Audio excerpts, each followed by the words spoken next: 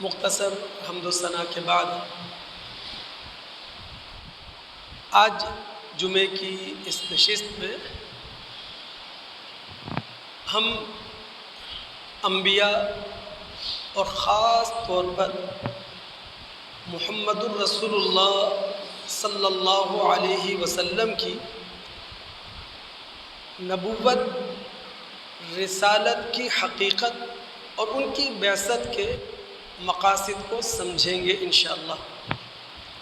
لیکن قبل اس کے کہ نبوت اور رسالت کی حقیقت کو سمجھنے کے لیے ہم قرآن اور سنت کے اندر اترے، نبوت اور رسالت کے مفہوم کو ایک مرتبہ پھر ذہنوں میں ہم تازہ کر لیں۔ ادارہ نبوت، ادارہ رسالت کیوں قائم کیا گیا؟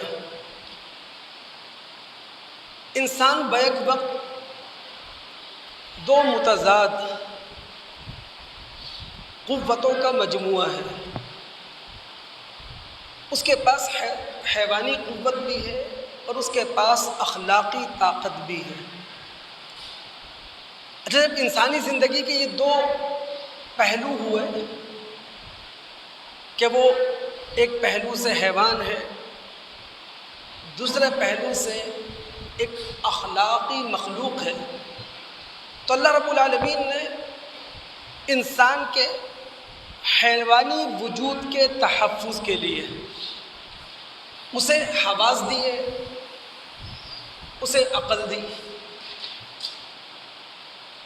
لیکن انسانی وجود کے اخلاقی پہلو کے تحفظ کے لیے صرف انسانی حواس اور انسانی عقل تک انحصار نہیں کیا گیا، بلکہ انسان کے حواس اور انسان کی عقل کے ساتھ ساتھ انسانوں کے درمیان ایک ادارہ قائم کیا گیا، ادارہ نبوت، ادارہ رسالت، جس کی ممبرشپ اللہ رب العالمین نے اعلیٰ تر انسانوں کو دی۔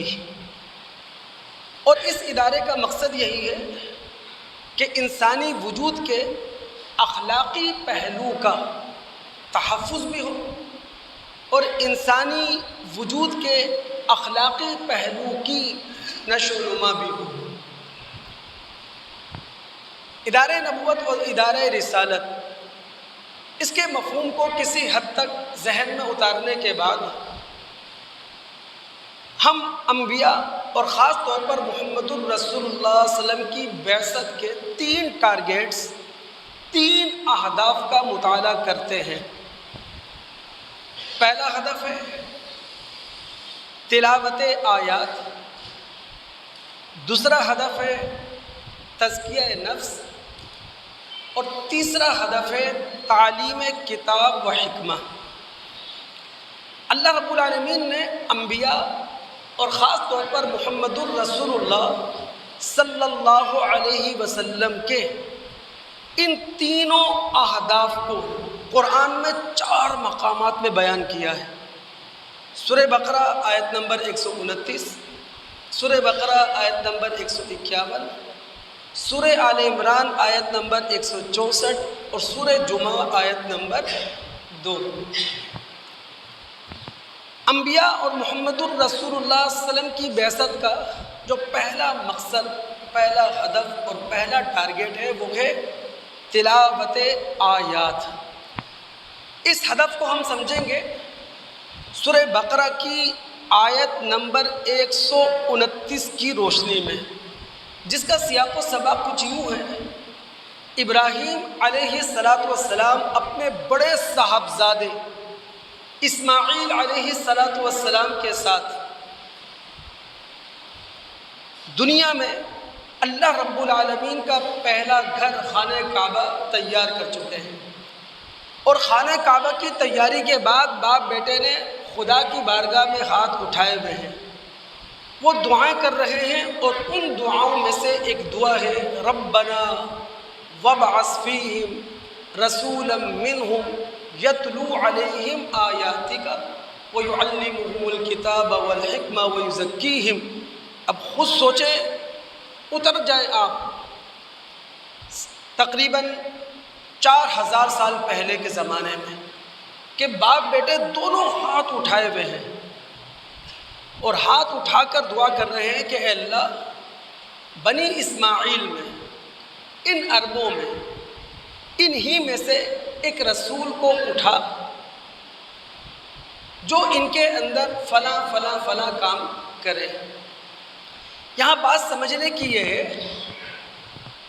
محمد الرسول اللہ صلی اللہ علیہ وسلم بنی اسماعیل سے تعلق رکھتے ہیں، یعنی ابراہیم علیہ السلام کے بڑے صاحبزادے اسماعیل کی نسل سے۔ دوسری بات، اللہ رب العالمین نے محمد الرسول اللہ صلی اللہ علیہ وسلم کی ختم رسل کے لیے یا ختم رسالت کے لیے 2500 سالہ پروگرام بنایا ہے، چونکہ ابراہیم علیہ السلام کی دعا اور ان کی قبولیت دعا، محمد صلی اللہ علیہ وسلم کی بعثت، اس کے درمیان 2500 سال کا فاصلہ ہے۔ یعنی ابراہیم علیہ السلام کی دعا جو قبول ہوئی ہے وہ 2500 سال کے بعد۔ اس کا مطلب کیا ہوا کہ اللہ رب العالمین نے اس 2500 سال میں پوری دنیا میں اور خاص کر عرب میں ایسے حالات پیدا کیے کہ محمد الرسول اللہ صلی اللہ علیہ وسلم کی بعثت رہتی دنیا کے لیے آخری بعثت ثابت ہو۔ اب ابراہیم علیہ السلام نے بنی اسماعیل سے یا اپنی نسلوں کے تحفظ کے لیے بنی اسماعیل سے جس نبی کی بعثت کا خدا سے دعا کے طور پر تقاضا کیا، اس کا پہلا ہدف کیا ہے؟ یتلو علیہم آیاتک، وہ نبی اپنی قوم کے لوگوں کو آپ کی آیات پڑھ کر سنائے۔ اب اگر میرے دوست حاضر رہیں، چونکہ میں نے کہا بڑا حساس موضوع ہے، بہت زیادہ ضروری موضوع ہے، پوری امت مسلمہ کو اس موضوع سے انتہائی دلچسپی ہونا چاہیے کہ آخر نبی کی بعثت کیوں ہوئی، رسول کسی قوم کے درمیان کیوں کھڑا ہوا۔ دیکھیں، تلاوت آیات، اللہ تعالیٰ کی آیات پڑھ کر سنانا، نبی خوش الہام قاری نہیں ہوتا کہ اپنی قوم کے درمیان کھڑے ہو کر خوبصورت آواز میں وہ قرآن سنائے گا۔ نبی جب بھی اپنی قوم کے درمیان کھڑے ہو کر قرآن کی تلاوت کرے گا تو منذر کی حیثیت سے کرے گا، وارنر کی حیثیت سے کرے گا، داعی کی حیثیت سے کرے گا، مبلغ کی حیثیت سے کرے گا۔ میں اپنے دوستوں کی کئی مرتبہ توجہ دلا چکا ہوں کہ محمد الرسول اللہ صلی اللہ علیہ وسلم جو مختلف موقعوں پر مختلف نمازوں میں اور خاص صورتیں پڑھا کرتے تھے، خوش الہام قاری کی حیثیت سے نہیں، بلکہ نبی علیہ السلام مخصوص نمازوں میں مخصوص صورتیں پڑھ کر پیچھے اپنے نمازیوں کی توجہ دلاتے تھے اس مضمون کی طرف جو مضمون اس صورت کے اندر بیان ہو رہا ہے، چاہے وہ سورہ اعلیٰ ہو، چاہے وہ سورہ غاشیہ ہو، چاہے وہ سورہ منافقون ہو، چاہے وہ سورہ جمعہ ہو۔ یہ جو ہمارے رسول صلی اللہ علیہ وسلم نے کہا کہ اقرؤوا علی موتاکم یاسین، اپنے مرنے والے کو سورہ یاسین سناؤ۔ اب ظاہر ہے کہ ہمارے رسول صلی اللہ علیہ وسلم اگر ایک مرتے ہوئے آدمی کو سورہ یاسین سنانے کی طرف توجہ دلا رہے ہیں تو اس کا مطلب کیا ہے؟ اس مضمون کی طرف توجہ ہو جائے مرنے والے کی، اللہ رب العالمین کے اس بیان کی طرف توجہ ہو جائے مرنے والے کی جو مضمون جو بیان اللہ رب العالمین نے سورہ یاسین میں کر رکھا ہے۔ سورہ یاسین پڑھیں دوست آپ، اللہ کی قسم اللہ رب العالمین کے دنیاوی انعامات کا پورا نقشہ آپ کے سامنے آ جائے گا۔ پھر جنت کی صورت میں، جنت کے انعامات کی صورت میں اہل ایمان کو جو کچھ ملنے والا ہے اس کا نقشہ آپ کے سامنے آ جائے گا۔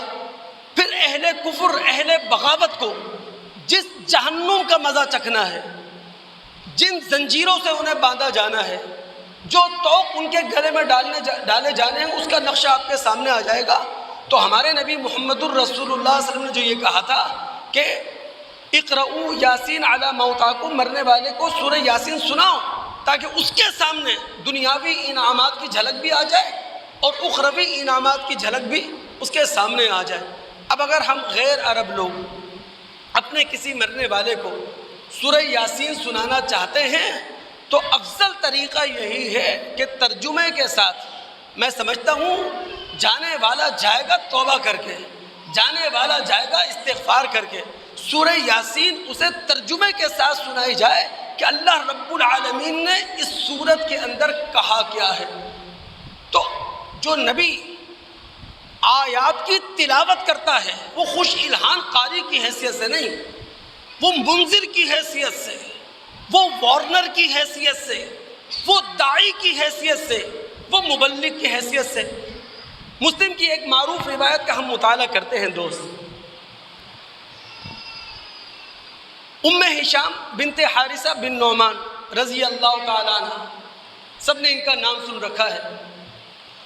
وہ کہتی ہیں ما اخذت قاف والقرآن المجید، میں نے جو سورہ قاف یاد کی الا عن لسان رسول صلی اللہ علیہ وسلم، اللہ کے رسول کی زبان سے میں نے یاد کی، سن کر۔ وہ کیسے؟ یقرؤها کل جمعۃ علی المنبر، اللہ کے رسول منبر پر ہر جمعے سورہ قاف کی تلاوت کیا کرتے تھے، اذا خطب الناس، جب لوگوں سے مخاطب ہوا کرتے تھے، لوگوں سے خطاب کیا کرتے تھے۔ جن لوگوں کی نبی علیہ الصلوۃ والسلام کے جمعے کے خطبات پر نظر ہے، وہ جانتے ہیں کہ اللہ کے رسول کا خطبہ کیا ہوتا تھا؟ مختصر۔ تو کیا آپ صلی اللہ علیہ وسلم اس مختصر سے خطبے میں 45 آیات اور 3 رکوعوں پر مشتمل سورت کی صرف خوش الہام قاری کی حیثیت سے تلاوت کرتے تھے؟ نہیں، جب ہمارا نبی محمد الرسول اللہ صلی اللہ علیہ وسلم مسجد نبوی کے منبر پر کھڑے ہو کر عربوں کے سامنے ان کی مادری زبان کا قرآن پڑھ کر سناتا تھا تو قرآن کا ایک ایک لفظ انہیں تبلیغ کر رہا ہوتا تھا۔ سورہ قاف، اس کا مرکزی مضمون کیا ہے؟ آخرت، رونگٹے کھڑے کر دینے والا مضمون ہے یہ۔ اللہ کی قسم، قاف والقرآن المجید شروع کریں، ایک ایک لفظ، ایک ایک آیت آخرت کی فکر دے رہی ہے۔ یہ تھا نبی علیہ الصلوۃ والسلام کا آیات کی تلاوت کرنے کا معنی، آیات کی تلاوت کرنے کا مطلب۔ اگر آپ کے دماغ حاضر ہیں، رسول کیا کرتا ہے؟ اس کا پہلا ہدف تلاوت آیات۔ آیت کہتے ہیں نشانی کو، آیت کہتے ہیں علامت کو، اور نشانی اور علامت کسی نہ کسی چیز پر دلیل ہوتی ہے۔ یہ پوری کائنات آیت ہے، کائنات کا ایک ایک ذرہ آیت ہے، چونکہ پوری کائنات اللہ رب العالمین کے وجود کی دلیل ہے۔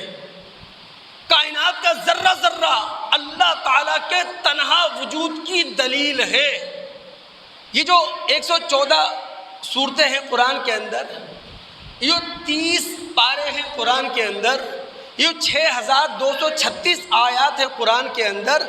دوستو، ہر سورت، ہر پارہ، ہر آیت یہ علامت اور نشانی ہے کہ اللہ رب العالمین جو کچھ کہہ رہا ہے وہ حق ہے، وہ سچ ہے۔ اس سے یہ بات معلوم ہوتی ہے کہ دین اسلام یہ تحکم اور جبر کا نام نہیں ہے کہ زبردستی آپ سے منوایا جائے گا، بلکہ دین اور اسلام نام ہے دلائل اور براہین کا۔ ایک عالم، ایک فقیہ کی ذمہ داری صرف اتنی سی ہے کہ وہ لوگوں کے سامنے دلائل اور براہین پیش کر دے، یہ ان کی مرضی ہے، مانے نہ مانے۔ ڈاکٹر ذاکر نائک صاحب 28 دن کے دورے پر پاکستان آئے ہوئے ہیں، وہ یہی کام کرتے ہیں، وہ دلائل اور براہین لوگوں کے سامنے پیش کر دیتے ہیں۔ مرضی ہے لوگوں کی، مانے نہ مانے، یہی کام نبی کا ہوا کرتا ہے۔ اب چونکہ ڈاکٹر ذاکر نائک صاحب پاکستان میں تشریف رکھتے ہیں، ان کی موجودگی سے فائدہ اٹھاتے ہوئے ایک بات آپ سے کہنا چاہوں گا، چونکہ میں اپنے موضوع کے ضمن میں دور زوال کے حوالے سے بھی گفتگو کر رہا ہوں نا، چونکہ جب اسلام کا دور عروج تھا، مسلمان واقف تھے نبوت اور رسالت کی حقیقت سے، تو پھر ان کے انفرادی حالات بھی الگ تھے ہم سے، ان کے اجتماعی حالات بھی ہم سے الگ تھے۔ اب 1400 سال کے بعد مسلمانوں کو نبوت اور رسالت کی حقیقت نہیں معلوم۔ مسلم دنیا دور زوال میں ہے، اور دور زوال میں حالت بالکل غیر ہو کر رہ گئی ہے۔ دیکھیں، ٹھنڈے انداز میں میری بات سنیے، اور ہم سب مسلمانوں کی ذمہ داری ہے کہ اگر قرآن و سنت کی روشنی میں ہمیں کوئی بات سمجھ میں آتی ہے، ہمارے دل کو لگتی ہے، تو اپنے آپ کو بدلنے کی کوشش کریں۔ دور زوال میں کوئی بھی امت جو گروہی تقسیم کا شکار ہو چکی ہوتی ہے، امت کا ہر گروہ اپنے آپ کو برحق کہہ رہا ہوتا ہے کہ ہم برحق ہیں۔ حالانکہ برحق کیا ہے؟ خدا اور اس کا رسول۔ برحق کیا ہے؟ قرآن و سنت۔ برحق کیا ہے؟ اسلام اور دین۔ اچھا، جب دور زوال میں امت کے تمام گروہ اپنے آپ کو برحق کہہ رہے ہوتے ہیں تو اس سے اختلاف پیدا ہوتا ہے، اس سے انتشار پیدا ہوتا ہے۔ لیکن اگر امت کے تمام گروہ اپنے آپ کو برحق کہنے کے بجائے اللہ اور اس کے رسول کو برحق کہیں، کتاب و سنت کو برحق کہیں، دین اور اسلام کو برحق کہیں، تو پھر اتحاد پیدا ہوتا ہے۔ تو دور زوال کی نفسیات ہی الگ ہوتی ہے۔ اب میں ایک حدیث کی طرف تمام سننے والوں کی توجہ دلاؤں گا۔ مسلم کی روایت ہے، مشکات باب الوسوسہ کے اندر یہ روایت موجود ہے۔ جابر رضی اللہ تعالیٰ عنہ اس روایت کے راوی ہیں۔ وہ کہتے ہیں نبی علیہ الصلوۃ والسلام نے فرمایا، ان الشیطان قد ایس من ان یعبدہ المصلون فی جزیرۃ العرب۔ شیطان اس بات سے مایوس ہو چکا ہے کہ جزیرہ عرب کے مسلمان اب اس کی عبادت کریں گے، اس کا کہا مانیں گے، اس کی بات مانیں گے، اس کی اطاعت کریں گے۔ شیطان اس بات سے مایوس ہے، وَلَكِنَّ التَّحْرِيشَ بَيْنَهُمْ، لیکن شیطان اس بات سے مایوس نہیں ہے کہ وہ مسلمانوں کے درمیان دشمنی کی آگ کو بھڑکا ہے۔ اب شیطان دشمنی کی آگ مسلمانوں کے درمیان کیسے بھڑکاتا ہے؟ دور زوال میں ہر گروہ کی نفسیات یہی ہوتی ہے، برحق ہم ہیں، نہ کہ قرآن و سنت، نہ کہ اللہ اور اس کا رسول۔ بات کو آگے بڑھاتے ہیں دوست۔ انبیاء اور خاص طور پر ہمارے نبی محمد الرسول اللہ صلی اللہ علیہ وسلم کی بعثت کا جو دوسرا ٹارگیٹ ہے، دوسرا ہدف ہے، وہ ہے وَيُزَكِّيهِمْ، کہ وہ لوگوں کی زندگیاں سنوارتا ہے۔ ہم اس ہدف کو سمجھنا چاہیں گے سورہ آل عمران کی آیت نمبر 164 کی روشنی میں۔ دماغ حاضر رکھیے گا دوست۔ اللہ رب العالمین فرماتے ہیں، لَقَدْ مَنَّ اللَّهُ عَلَى الْمُؤْمِنِينَ إِذْ بَعَثَ فِيهِمْ رَسُولًا مِّنْ أَنفُسِهِمْ يَتْلُو عَلَيْهِمْ آيَاتِهِ وَيُزَكِّيهِمْ وَيُعَلِّمُهُمُ الْكِتَابَ وَالْحِكْمَةَ۔ اللہ رب العالمین نے مومنوں پر بہت بڑا احسان کیا۔ وہ احسان کیا ہے کہ ایک نبی انہی کے درمیان سے ان کے اندر مبعوث کر دیا، جو انہیں اللہ تعالیٰ کی آیات سناتا ہے، جو ان کی زندگیوں کو سنوارتا ہے، جو انہیں کتاب و حکمت کی تعلیم دیا کرتا ہے۔ قبل اس کے کہ میں وَيُزَكِّيهِمْ، کہ رسول کس طرح ہماری زندگیوں کے اندر تزکیہ نفس پیدا کرتا ہے، اس آیت میں ایک لفظ ہے جو پوری مسلم دنیا کے لیے قابل توجہ ہے، وہ ہے من کا لفظ، لقد من اللہ۔ اگر آپ عربی لغت میں اتریں، من کا معنی ہے ایسا بھاری وزن جو آسانی سے اٹھایا نہ جائے، اور ہم سب جانتے ہیں کہ محمد الرسول اللہ صلی اللہ علیہ وسلم کی بعثت ہم مسلمانوں کے لیے، ہم مومنوں کے لیے بہت بھاری چیز ہے، اسے آسانی سے اٹھا نہیں سکتے آپ۔ اور من کا دوسرا معنی ہے وہ احسان الہی جسے حاصل کرنے کے لیے محنت اور مشقت نہ کرنا پڑے۔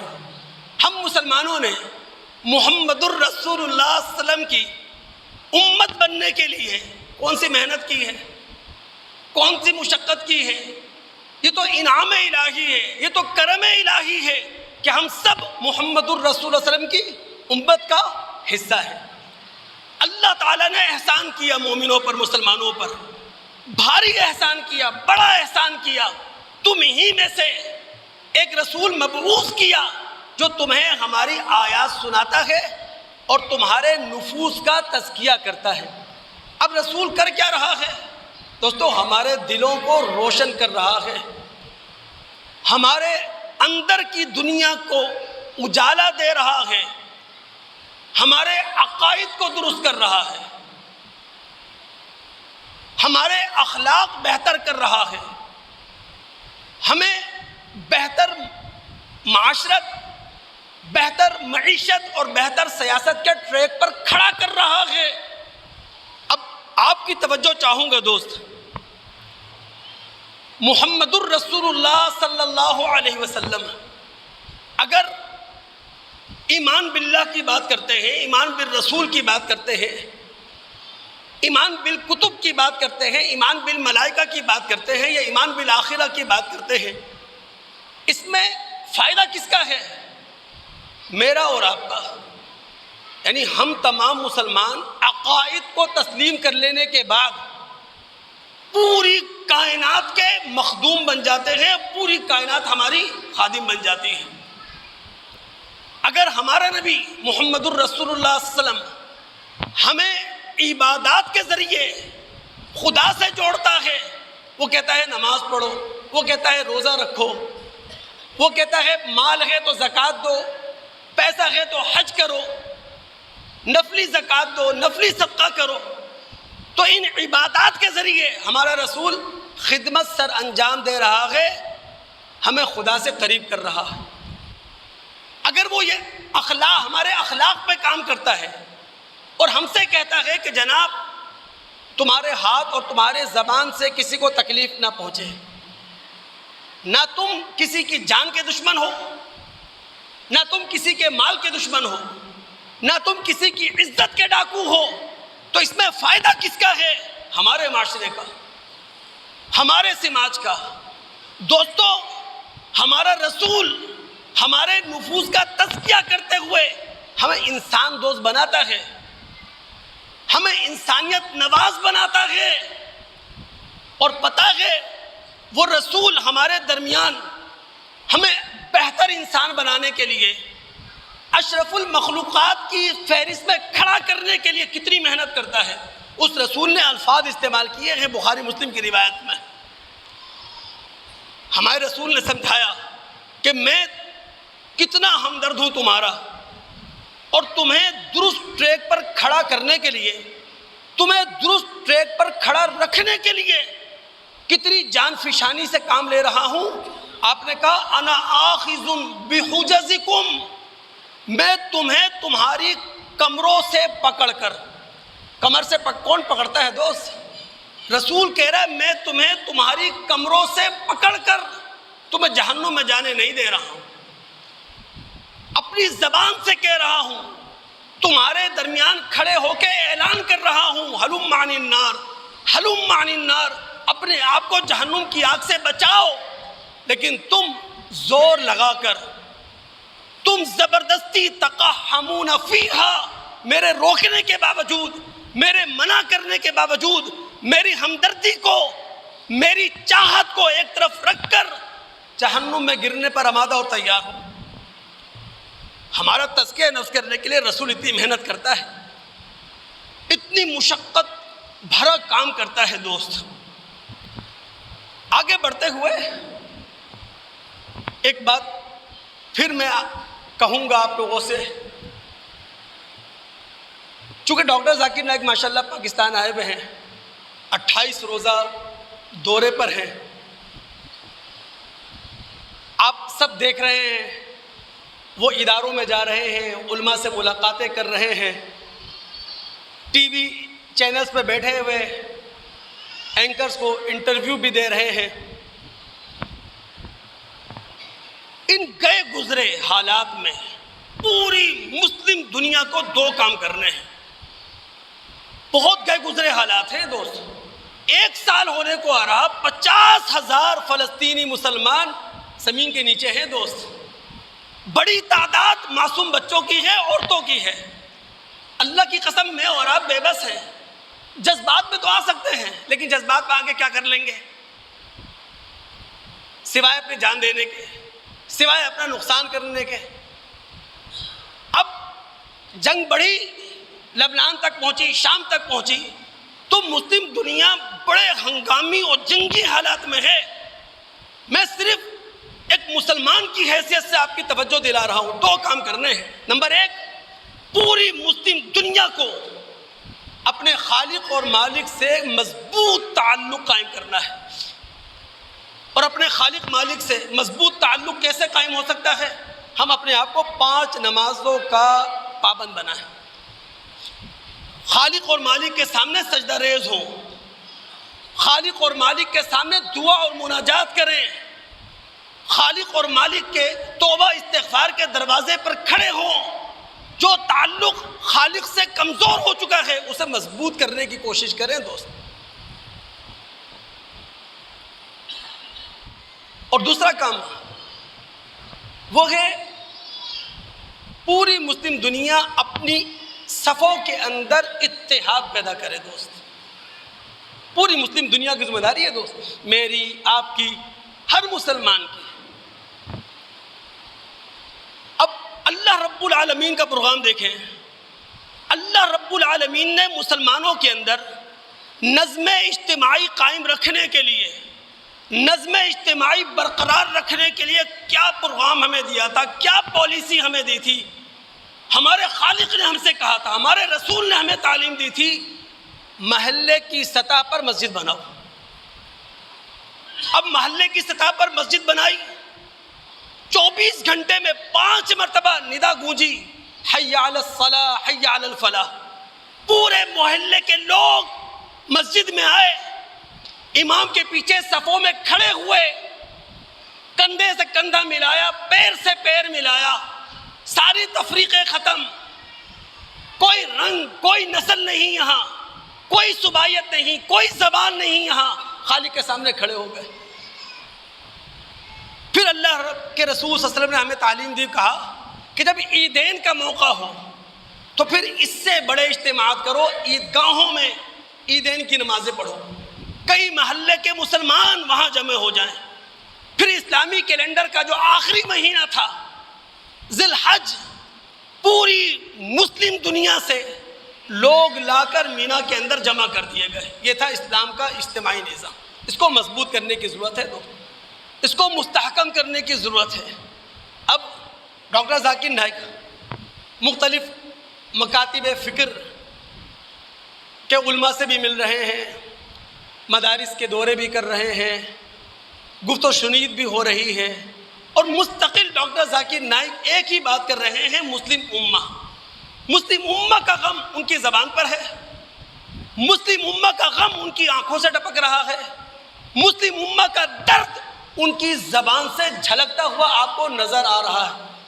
ایک بات میں کہنے جا رہا ہوں دوست،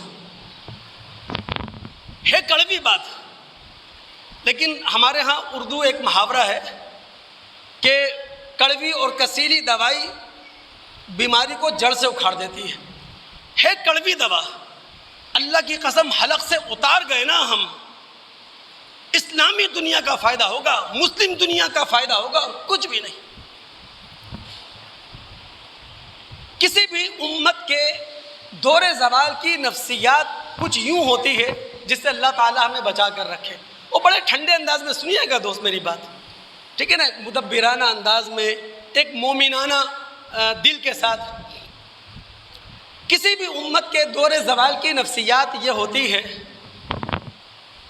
جب امت گروہی تقسیم کا شکار ہو، ہر گروہ مسلک پرستانہ فرقہ وارانہ گفتگو سننا چاہتا ہے. یہ اس کی غذا ہے، اسے غذا ملتی رہے تو واہ واہ، اسے غذا نہ ملے پھر ظاہر ہے وہ چشم پوشی کرتا ہے، نظریں پھیر لیتا ہے. کسی بھی مسلک کے سنجیدہ علماء جب سنجیدہ گفتگو کرتے ہیں تو انہیں وہ اہمیت نہیں دی جاتی. چاہے آپ شیعہ ذاکر کو دیکھ لیں، کوئی سنجیدہ ہو، سنی عالم کو دیکھ لیں سنجیدہ ہو. سنی عالم سنجیدہ ہے، شیعہ ذاکر سنجیدہ ہے، سنجیدہ گفتگو کرے گا اس کو کوئی پذیرائی نہیں ملے گی. لیکن جو فرقہ وارانہ گفتگو کرنے والا ہوگا، مسلک پرستانہ گفتگو کرنے والا ہوگا، اس کی واہ واہ ہوگی. یہ کسی بھی امت کے دور زوال کی نفسیات ہے جب امت گروہی تقسیم کا شکار ہو. دعا کریں کہ اللہ رب العالمین اس سے ہمیں بچا لے. ہمارے نبی علیہ الصلوۃ والسلام نے ہم سے کہا تھا ایک وقت آئے گا میری امت تقسیم ہو چکی ہوگی اور یہ امت کا دور زوال ہوگا. اور جب رسول اللہ صلی اللہ علیہ وسلم سے پوچھا گیا اللہ کے رسول دور زوال میں جب آپ کی امت تقسیم ہو چکی ہو وہ کون سا گروہ ہوگا جو حق پر ہوگا، سچائی پر ہوگا، صراط مستقیم پر ہوگا؟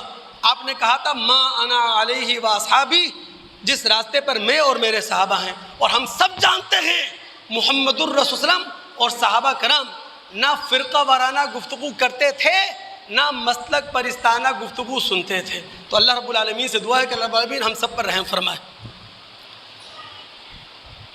انبیاء علیہ السلام اور خاص طور پر محمد الرسول اللہ صلی اللہ علیہ وسلم کا جو تیسرا ہدف ہے آج کی گفتگو کے اعتبار سے، وہ ہے تعلیم کتاب و حکمہ. اچھا، اس تیسرے ہدف کو ہم سمجھیں گے سورہ جمعہ کی آیت نمبر 2 کی روشنی میں. اب تمام سننے والوں کے دماغ حاضر رہیں. اللہ فرماتے ہیں هو الذی بعث فی الامیین رسولا منہم یتلو علیہم آیاتی ویزکیہم ویعلمہم الکتاب والحکمہ.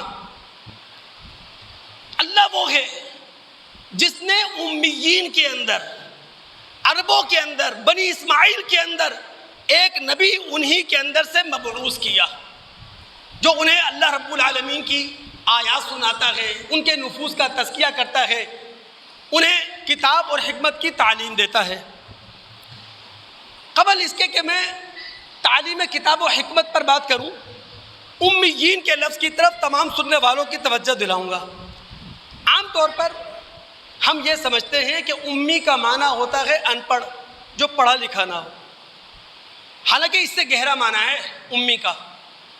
یہ معنی بھی ہے پڑھا لکھا نہ ہونا، تحریر نہ کر سکتا ہو، لکھ نہ سکتا ہو. لیکن اس سے گہرا معنی کیا ہے؟ جن لوگوں نے قرآن کا مطالعہ کر رکھا ہے ان کے علم میں ہوگی یہ بات. امی کا لفظ یہودیوں نے متعارف کروایا تھا. زمانے جہالت میں ہمارے رسول صلی اللہ علیہ وسلم کی بعثت سے پہلے یہودی بنی اسماعیل کو، عربوں کو امی کہتے تھے. کیوں؟ چونکہ خود وہ اہل کتاب تھے، ان کے پاس شریعت تھی، ان کے پاس کتاب تھی. اور عربوں کے پاس، بنی اسماعیل کے پاس باقاعدہ شریعت اور کتاب نہیں تھی. چونکہ 2500 سال پہلے اسماعیل علیہ السلام، اس کے بعد کوئی نبی عربوں میں دوبارہ نہیں آیا. تو یہود اپنے مقابلے میں بنی اسماعیل کو، عربوں کو امی کہتے تھے. یعنی خود وہ اہل کتاب اور بنی اسماعیل غیر اہل کتاب. جب یہودی اپنے آپ کو اہل کتاب کہتے تھے تو اس پر فخر کا اظہار کرتے تھے وہ، اور بنی اسماعیل کو غیر اہل کتاب امی کہتے تھے تو ان کا مذاق اڑاتے تھے، ان کی تحقیر مقصود ہوا کرتی تھی. جب ہمارے نبی محمد الرسول اللہ صلی اللہ علیہ وسلم کی بعثت ہوئی تو اللہ رب العالمین نے 2 مواقع پر ہمارے نبی کو نبی امی کہا ہے. سورہ اعراف آیت نمبر 157، آیت نمبر 158 نبی امی کہا ہے. یعنی نبی علیہ الصلوۃ والسلام کی یہ امتیازی شان ہے یہ یہودیوں کو منہ توڑ جواب تھا کہ جن عربوں کا، جن بنی اسماعیل کا تم مذاق اڑایا کرتے تھے، دیکھو تم انتظار کر رہے تھے تمہارے اندر آخری نبوت جنم لے گی، لیکن آخری نبوت پھوٹی کہاں سے ہے؟ بنی اسماعیل اور عربوں میں سے جن کا تم مذاق اڑاتے تھے۔ اس سورہ جمعہ کی آیت نمبر 2 میں امیین بنی اسماعیل کو کہا گیا ہے، عربوں کو کہا گیا ہے کہ اللہ رب العالمین نے براہ راست عربوں کے اندر، بنی اسماعیل کے اندر محمد الرسول اللہ صلی اللہ علیہ وسلم کو مبعوث کیا۔ کیوں؟ تاکہ یہ اللہ کی آیات سنائے، تاکہ ان کے نفوس کا تزکیہ کرے اور ان کو کتاب و حکمت کی تعلیم دے۔ اب دماغ آپ کے حاضر ہے، 5 منٹ آپ کے لوں گا، لیکن دماغ حاضر رکھیے گا دوست۔ اب اللہ کے رسول یا کسی بھی نبی، اس کا ہدف کیا ہے؟ اپنی قوم کو، اپنی ملت کو کتاب اور حکمت کی تعلیم دے۔ علم کہتے ہیں حقیقت کی دریافت کو، اور معلم وہ ہوتا ہے جو حقیقت کو ڈسکور کرے، سچائی کو ڈسکور کرے۔ معلم وہ ہوتا ہے جو سچائی کے چہرے سے نقاب ہٹا دے۔ وقت کا نبی معلم ہوتا ہے۔ وہ سنن دارمی کی معروف روایت ہے نا کہ نبی علیہ السلام حلقہ ذکر چھوڑ کر حلقہ فکر کے اندر بیٹھ گئے تھے، اور اللہ کے رسول صلی اللہ علیہ وسلم جب حلقہ ذکر چھوڑ کر حلقہ علم میں بیٹھے تو آپ نے کیا کہا تھا؟ وہ حلقہ ذکر بھی بہتر ہے، لیکن اس سے بہتر حلقہ فکر ہے، حلقہ علم ہے۔ اور اس موقع پر آپ نے فرمایا تھا انما بعثت معلما، لوگوں میں معلم انسانیت بنا کر بھیجا گیا ہوں۔ اب اللہ کے رسول نے کون سی سچائی ہے جس سچائی سے پردہ ہٹایا ہے؟ وہ ہے کتاب، وہ ہے حکمہ۔ قرآن کے اندر کتاب کا لفظ 5 معنوں میں استعمال ہوا ہے۔ نوشتہ تقدیر، وہ رجسٹر جس میں اللہ رب العالمین نے سارا ریکارڈ رکھا ہوا ہے۔ خط کو بھی عربی میں کتاب کہتے ہیں، اللہ کے کلام کو بھی کتاب کہتے ہیں، اور اللہ کے احکام اور قوانین کو بھی کتاب کہتے ہیں۔ یہاں کتاب کا مطلب ہے اللہ کے احکامات اور اللہ تعالیٰ کے قوانین۔ وَيُعَلِّمُهُمُ الْكِتَابَ، وہ نبی تمہارے سامنے اللہ کے احکامات پیش کرتا ہے، وہ نبی تمہیں اللہ رب العالمین کے قوانین پڑھ کر سناتا ہے۔ ہم اپنے صدر کی تقریریں سن رہے ہوتے ہیں، وزیر اعظم کی تقریریں سن رہے ہوتے ہیں، پارلیمنٹ نے کوئی قانون سازی کی ہے، اخبارات میں شیدائی بن کے پڑھ رہے ہوتے ہیں۔ قرآن اللہ رب العالمین کی قانون سازی ہے، قرآن اللہ رب العالمین کے احکامات سے بھرا ہوا ہے۔ دوستو، رسول جب حیات تھے پوری زندگی اللہ کے رسول اپنے ماننے والوں کی توجہ قرآن کی طرف دلاتے رہے، اور جب دنیا سے اللہ کے رسول جانے لگے تو رسول نے کیا کہا تھا کہ تمہارے درمیان 2 چیزیں چھوڑ کے جا رہا ہوں، ایک اللہ رب العالمین کی کتاب ہے اور دوسری اپنی سنت چھوڑ کے جا رہا ہوں۔ اور دوسری چیز جس سے نبی پردہ ہٹاتا ہے وہ ہے حکمت۔ حکمت کہتے ہیں سمجھداری کو، حکمت کہتے ہیں دانائی کو۔ حکمت کا معنی حدیث بھی ہے، چونکہ محمد الرسول اللہ کی جو صحیح حدیث ہے وہ قرآن سے اخذ شدہ ہے۔ محمد الرسول اللہ صلی اللہ علیہ وسلم نے جو کچھ کہا ہے وہ قرآن کی روح ہے۔ اللہ کے رسول نے اپنی مرضی سے کچھ نہیں کہا، اپنی خواہش سے کچھ نہیں کہا۔ رسول نے جو دین ہمارے سامنے پیش کیا، رسول نے جو اسلام ہمارے سامنے پیش کیا، وہ سب قرآن سے حاصل کردہ ہے۔ تو اللہ کے رسول کی جو صحیح حدیث ہوتی ہے وہ قرآن سے اخذ شدہ ہوتی ہے، وہ قرآن سے حاصل شدہ ہوتی ہے۔ اسی لیے ہمارے رسول نے پوری امت کی توجہ دلائی تھی، اور امت کی توجہ نہیں ہے۔ سب سے زیادہ جھوٹ آپ کے رسول کے نام پہ بولا جا رہا ہے۔ ہمارے رسول نے کہا تھا من کذب علی متعمدا فلیتبوأ مقعدہ من النار، جو میرا نام جھوٹا استعمال کرے گا اس کا ٹھکانہ جہنم ہے۔ لیکن آپ کے رسول کے نام سے سب سے زیادہ جھوٹ بولا جا رہا ہے، حالانکہ رسول کتاب کے ساتھ حدیث دینے آیا تھا، کتاب کے ساتھ اپنا بیان دینے آیا تھا، اپنی تشریح دینے آیا تھا۔ اور اس کی تشریح وہ قرآن سے علیحدہ تھوڑی ہے۔ رسول نے ہم سے کہا تھا کفا بالمرء کذبا ان یحدث بکل ما سمع، کسی انسان کے جھوٹا ہونے کے لیے اتنا کافی ہے سنی سنائی بات آگے پہنچا دے۔ ہم یہی کرتے ہیں، کتنی آسانی سے فارورڈ کر دیتے ہیں۔ رسول کا فرمان ہے، علی کا قول ہے، عباس نے کہا، حسین نے کہا، امام جعفر نے کہا، امام صادق نے کہا، یعنی کتنی آسانی سے فارورڈ کر دیا۔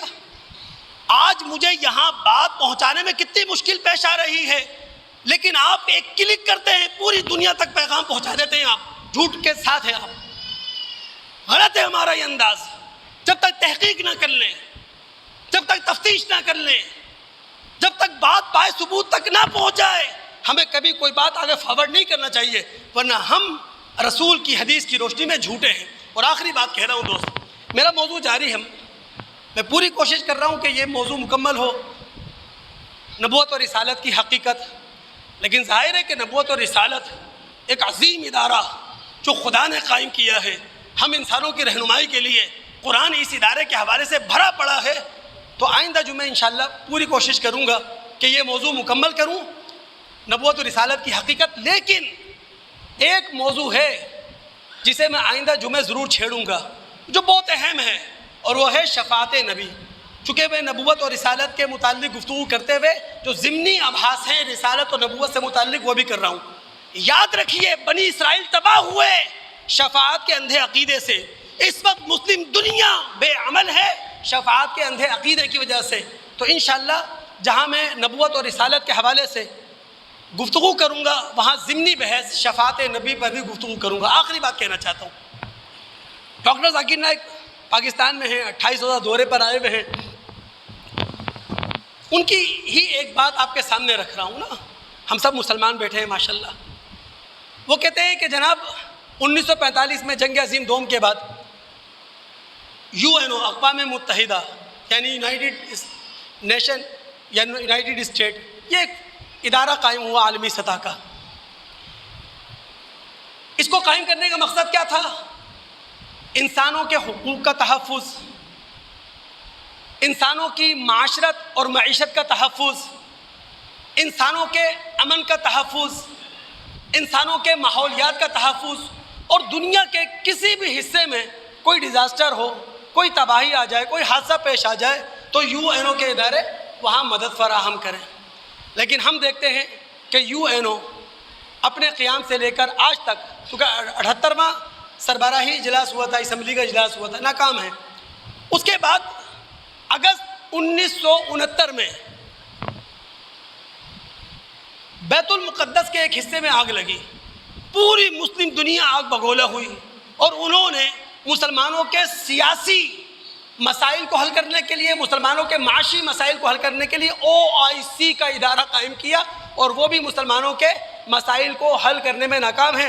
ہم دیکھ رہے ہیں جنگ فلسطین میں کیا کچھ ہو رہا ہے، لبنان اور شام تک یہ جنگ پہنچ چکی ہے۔ اللہ رب العالمین پوری دنیا کو، مسلم دنیا کو اس سے محفوظ رکھے۔ لیکن مسلم دنیا کی ذمہ داری ہے، دیکھیں ہم عام مسلمانوں کی ذمہ داری تو یہ ہے کہ ہم اپنی اتحاد، اپنی صفوں کے اندر اتحاد پیدا کریں، اور مسلم دنیا کی 57 اسلامی ریاستوں کی ذمہ داری ہے کہ وہ ناٹو کے طرز پر ایک مسلمانوں کا ادارہ قائم کرے اپنے دفاع کے لیے۔ اسلام جنگ کا حامی نہیں ہے، اسلام پیس کا مذہب ہے، امن کا مذہب ہے، لیکن معذرت کے ساتھ جب سامنے والا پرامن نہیں رہنا چاہتا، سامنے والا ہمارے جان کا قاتل ہے، سامنے والا ہماری عزت کا ڈاکو ہے، سامنے والا ہمیں معاشی حوالے سے، سیاسی حوالے سے پنپنے کا موقع نہیں دے رہا، تو پوری مسلم دنیا کا اتفاق ہونا چاہیے کہ ناٹو کی طرز پر مسلمانوں کا ایک ایسا ادارہ ہو جو پوری مسلم دنیا کو سیکیورٹی کی سطح پر، دفاع کی سطح پر سہارا دے سکے۔ اللہ تعالیٰ سننے کے بعد سمجھنے کے بعد عمل کرنے کی توفیق عطا فرمائے۔ السلام علیکم ورحمۃ اللہ وبرکاتہ۔